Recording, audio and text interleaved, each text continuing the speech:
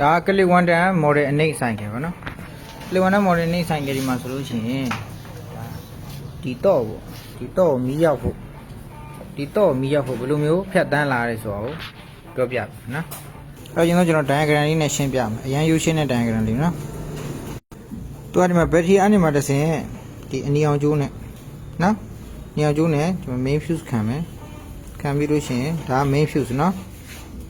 main fuse ကနေတစ်ဆင့်ဘယ်လိုသွားမလဲဆိုရင် rectifier ရဲဝင်မှာ IC rectifier ဆိုတာဒါကိုပြောတာနော်ဒီတိုင်အိုကြီးရဲနော်အဲ့ဒါဝင်မှာအဲ့သူဝင်တာဒီကောင်ကအနီအောင်နော်ဗရီယက်လာတဲ့ကောင်အနီအောင်ပြီးလို့ရှိရင် main fuse ခံပြီးရတယ်ဘာဖြစ်သွားမလဲဆိုရင်နီး fuse ဖြစ်သွားမှာနီး fuse ဖြစ်သွားမှာနော်အဲ့ဒီမှာကြည့်အောင်ဗရီယက်လာတဲ့ကျိုးကဒီမှာအနီအောင်အနီအောင်ထွက်တယ်နော်ဆက်ပြီးတော့ဒီမှာအနီအောင်ကျိုးဒါဘက်ထရီကလာတဲ့ကျိုးအဲ့ကနေပြီးတော့ဒီ fuse ခံလိုက်တယ်ဒီမှာ main တွေ့လား15 ampere သုံးထားတယ်တွေ့နော်အဲ့တော့ main 3 ampere နဲ့ main fuse ကနေထွက်လိုက်တဲ့ကောင်က knee fuse ရလား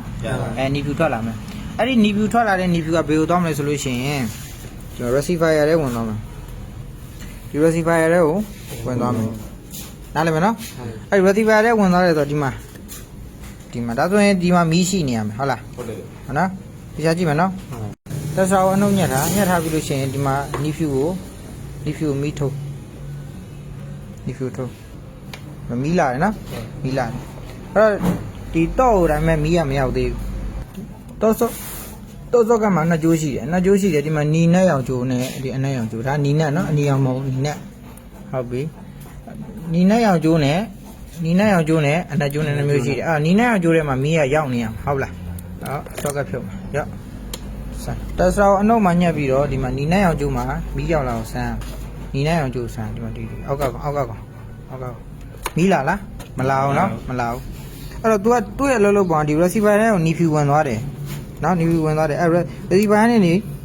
ပြန်ထွက်မယ်အဲ့ဒါနီနဲ့ကျိုးထွက်မယ်အဲ့နီနဲ့ကျိုးကဘယ်လိုသွားမလဲဆိုလို့ရှိရင်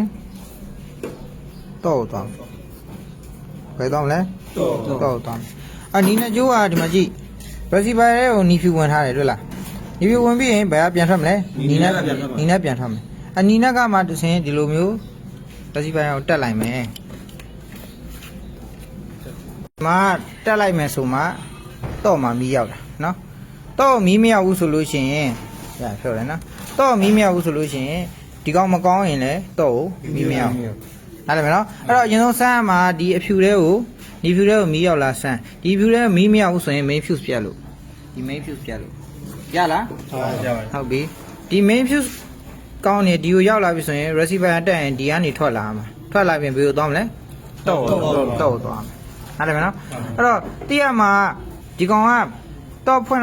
တော့ရောက်ဖို့အတွက်ဒီကောင်ကောင်းမှရမယ်ဒီကောင်မကောင်းရင်တော့မရအောင်ရမယ်နော်ဒီကောင် relay ဟိုမှာ relay တစ်လုံးပါ main relay တစ်လုံးပါတွေ့နော်အဲ့ဒီ relay ရဲ့အလုပ်ပုံရ relay မှာ4ကျိုးပါတယ်မယ်နော်ဒီမှာလဲဘယ်နှကျိုးတော့ဒီမှာ4ကျိုးတော့ဒီမှာ coin တွေ့လားဒီမှာ coin ဆွဲတာတွေ့လား relay အဲ့ coin ဆွဲတာဆိုတော့ဒီကောင်ရဲ့အပေါင်းရဲ့အနှုတ်ရရှိရမှာဟုတ်ပြီနော်အပေါင်းကတော့ကနေလာတယ်အဲ relay ရဲ့အပေါင်းကဘယ်လာလဲအနှုတ်ကကြတော့ဒီအနှုတ်ကကြတော့ဘယ်လာလို့ဆိုရင် ECU လာတယ်ဘယ်လာလဲ ECU ကနေပြီးတော့ဒီ relay ကိုအနှုတ်ပို့ပေးအောင်နားလည်မနော်ဒီ relay တော့အနှုတ်ရောက်ဖို့ဘယ်သူကပို့ပေးရမလဲ ECU ပို့တယ် ECU ဆောက်ကဖြုတ်ထားရင် relay ကအလုံးလုံးမှာမဟုတ်ဘူးဟုတ်ပြီနောက်တစ်ခုကအဲ့လိုမျိုး ECU အလုံးလုံးဖို့ ECU မှာအချထားပြီးတာရှိပြီးသားဟုတ်ပြီနော်အဲ့တော့တော့ဖွင့်လိုက်ပြီဆိုတာနဲ့ဒီတော့ကနေပြီးတစ်ဆင့်ဒီ ECU ကိုလည်းသတင်းပို့အောင်နားလည်လားတော့ဖွင့်လိုက်ပြီဆိုရင် ECU တွေမီးမြောက်သွားလားမီးရောက်သွားပြီဆိုရင် ECU ကနေအနှုတ်ထုတ်မယ်တဘောပါလား ECU တွေကိုမီးရောက်သွားမှ ECU ကနေပြီးတော့အနှုတ်ထုတ်မှ ECU ကအနှုတ်ထုတ်မှကျွန်တော်တို့ကဒီအနှုတ်ထုတ်မှဒီ relay တွေကိုအနှုတ်ရောက်မှာ relay တွေအပေါင်းကကျတော့ဖွင့်တာနဲ့ရောက်မယ်အဲ့တော့အပေါင်းနဲ့အနှုတ်နဲ့တွေ့မယ်ဆိုရင် relay တွေလာကတ်တာဒီဘက်ငုံနဲ့ပူးသွားမှာဆိုတော့ဒီဘက်ကငုတ်တစ်ချောင်းကဘယ်ကယူလုံးဆိုရင် main fuse နောက်ကယူတယ်ဘယ်ကယူလဲ main fuse ကအဲ့ဒါပြင် relay ထဲမှာရှိနေတဲ့ပင်က knee fuse ပါမယ်ဒီကျိုးကကျတော့ဒီကောင်ကနီနဲ့နော်နီနဲ့ပြီးတော့ဒီကောင်ကဘာထွက်မယ်ဆိုလို့ရှိရင်အနက်ရောင်ကျိုးထွက်မယ်ရမယ်နော်အနက်ရောင်ကျိုးထွက်မယ်အဲ့တော့ နီဖြူနီမေဖြူစကနေပြီးတော့ဒီမှာဝင်တော့ဒီမှာမီးအများနဲ့ရှိနေရမှာမလားဒီကောင်ကဒီကိုလာကတ်မယ်ဒီနှစ်ခုကိုပူးပြစ်မယ်ပူးပြစ်တဲ့ခါမှာဒီကနေပြီးတော့ဘာထွက်မအောင်မီးပြန်ထွက်မယ်မီးပြန်ထွက်ပြီးရင်နောက်တစ်လုံးဖြူတစ်လုံးခံလိုက်တယ်အဲ့ဒါကိုဆက်ဖြူလို့ခေါ်တာဟောဒီမှာပါနေတယ်ဆက်ဖြူတဲ့နော်အဲ့ဒီဖြူကိုရောက်ဖို့အတွက်မိန်းမလေးကနေရောက်လာတာအဲ့ဆက်ဖြူကနေမှတစ်ဆင်းမီလိုင်းကိုဒီမှာမီလိုင်းနှမျိုးပြောရမယ်နော်ဒီဆက်ဖြူကနေသွားတဲ့မီလိုင်းကရိုးမီလိုင်းရိုးမီလိုင်းဆိုတာကဒီဒိုင်းခွက်မီးတွေပါမယ်ဟွန်းတွေပါမယ်စင်ငနယ်တွေအလုံးလုံးမယ်နားလဲလားဘရိတ်မီးတွေအလုံးလုံးမယ်အဲ့ဒီဘရိတ်မီးတွေအတွက်ကိုလုံးလုံးဖို့ဒီ fuse ကနေလာတာဟုတ်ပြီဒီကောင်ကထွက်လာတဲ့နောက်ထပ်ဒီတော့အနေထွက်လာတဲ့မီးပင်တွေရှိသေးတယ်တော့အနေကျတော့အနက်ရောင်ထွက်တယ်ဒီ fuse ကနေကျတော့သူကနက်ဖြူရောင်နက်ညိုရောင်ထွက်တယ်ဒီမှာနက်ညိုရောင်ထွက်တယ်နားလဲမလားဒီမှာနက်ညိုတွေ့လားတွေ့နော်အဲ့တော့ဒီကောင်ကကျတော့နက်ညိုအဲ့တော့ဒီဘိန်းမှာမီးပင်နော်တော့ဖွင့်မီးလာတဲ့ပင်က2မျိုးရှိတယ်အနက်ရောင်ကျိုးနဲ့နက်ညိုရောင်ကျိုးနားလဲလားဘာနဲ့ရောနက်ရောင်ကျိုးနဲ့နက်ညိုရောင်ကျိုးအနက်ရောင်ကျိုးတွေကကျတော့ EFI မီးလိုင်းတွေကိုသွားမယ်ဘာလို့သွားမလဲ EFI နဲ့ပတ်သက်တဲ့မီးလိုင်းတွေသွားမယ် EFI နဲ့ပတ်သက်တဲ့မီးလိုင်းတွေဆိုရင်ဘာဖြစ်မလို့ဆိုရင်ပလက်ကွန်ရှိမယ်ဒီမှာပလက်ကွန်ရှိမယ်ပလက်ကွန်မှာလည်းဒီမှာအနက်ရောင်ဝင်ထားရှိတယ်ဟုတ်ပြီနော်ပလက်ကွန်ရှိမယ်ရမယ်နော်ပလက်ကွန်အနက်ရောင်ဝင်ထားတယ်ဟုတ်ပြီပြီးလို့ရှိရင်အဂျရာရှိမယ်အဂျရာမှာလည်းအနက်ရောင်ဝင်ထားတယ်အနက်ရောင်ကျူ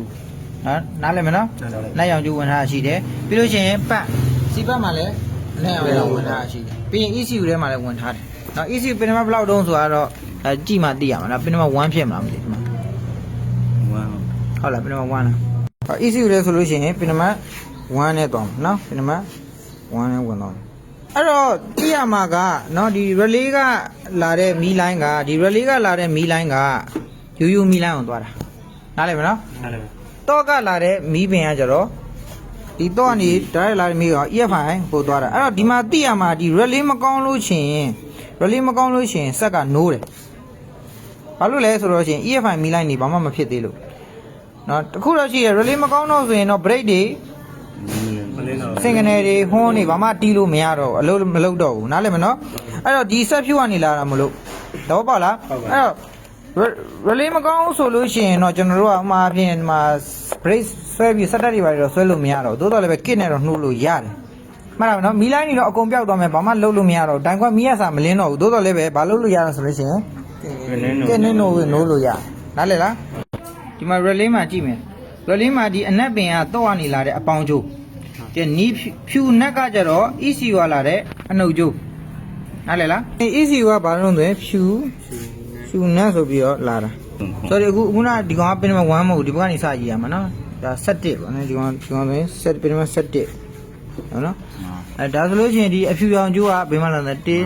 3 4 5ပင်မ5ပင်မ5ကနေလာရမှာနော်ပင်မ5ကနေအနှုတ်ထုတ်ပြီးဆောက်ကကြီးမယ်ဆိုလို့ရှိရင်ဒီဘက်ကိုတို့ထောင်းလိုက်ပြီးမျက်နှာရှင်းဆိုင်ဘက်ကိုထားပြီးလို့ရှိရင်ဒီဘက်အဆုံးဘက်ကပင်မ1နောက်ပြီးရင်ဒီဘက်ကိုသွားရင်17ပေါ့နော်ပြီးရင်17ပြီးရင်ခဏကင်ထားပြီနော်ပြီးတော့ဒီမှာ17ထိပြီးသွားပြီဆိုလို့ရှိရင်ဒီဘက်ကိုပြန်လာပြီးတော့7ပေါ့နော်7 13 14 15ပြီး22ထိရောက်သွားမှာနော်ပြီးရင်ပါတော့23 24ပြီးရင်33ထိရောက်တော့ပေါ့လားမသိဘူးပင်မ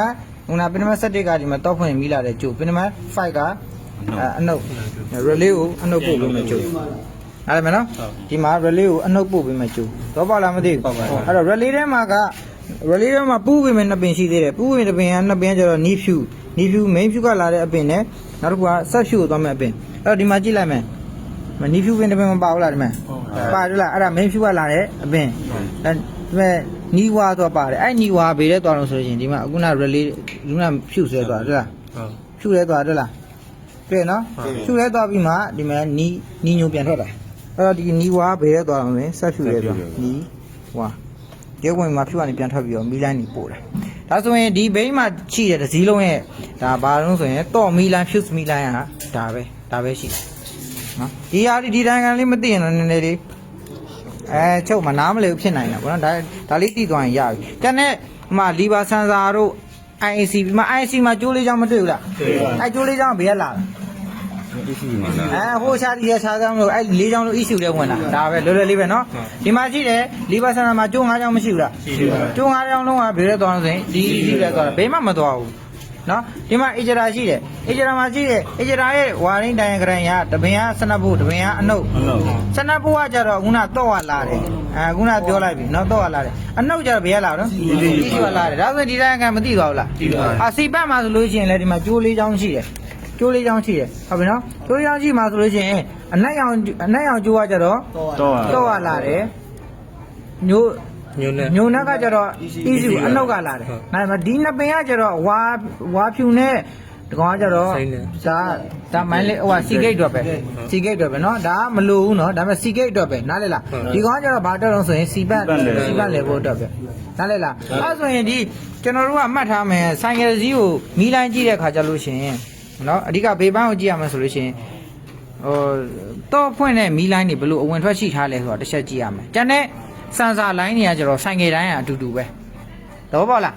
ဆိုင်ငယ်တိုင်းကပေါ့အတူတူပဲဥပမာအပြင်ကျွန်တော်ပြောပြမယ်ဒီမှာအေဂျရာရှိတယ်အေဂျရာဒီဘက်ကဒီအနောက်က easy ကလာမယ်အပေါင်းကကြတော့ဒီကောင်ကတော့အနေလာတယ်ဒါပေမဲ့ဟိုကလစ်တို့ဘာလို့ကြတော့ဖြူစီက6လုံးပါတယ်6လုံးပါဆိုလို့ရှိရင်သူ့အတွက်ကဖြူတက်တစ်လုံးထည့်ထားတာ စင်စာအတွက်တစ်လုံး နားလေလားမသိဘူးဥပမာပန့်တို့အေဂျရာတို့ပလက်ကွန်တို့တော့ကဖြူကတစ်လုံးရှေမီတို့နောက်မီတို့တော့ဖြူကတစ်လုံးဒါဒီပိုင်းတွေကကြတော့ကျွန်တော်မီးလိုင်းတွေတင်တဲ့ခါကြလို့ရှိရင်သိလိုက်နော်ဒါလောလောဆယ်ကအလွယ်ဆုံးဖြစ်တဲ့ကလစ်1တန်းကိုအရင်စတင်တာဒီကလစ်1တန်းနဲ့စကိုဘီ1တန်းတည်းနော်ဂျိုးထောင်လေစိတ်ငယ်နဲ့အဲ့ဒါနဲ့ဝါရင်းတူတူပဲ ECU တောင်တက်ပြီးတော့ ECU တောင်မှာဟိုဘက်ဒီဘက်ချိန်ပြီးတော့သန်းလို့ရတယ်နားလည်လားမသိဘူးဘာချင်းတူတော့ဆိုရင်ဘာရှင်းနေချင်းတူတူပဲဒီလိုမျိုးလီဘာဆန်ဆာအုံနဲ့ဒီလို ICV နဲ့ပါတယ်ဆိုလို့ရှိရင်ဒီ ECU နဲ့ဟိုဘက် ECU တောင်ချိန်ဆန်လို့ရအတူတူပဲနားလည်မလားအလုံးလုံးပေါင်းလဲအတူတူပဲနောက်တစ်ခုကဒီ receiver ကြည့်ဒီ receiver တိုင်းအောင်ပေါ့နော်ဒီကောင်ကြီးကြည့်မယ်ဒီ receiver မှာလဲ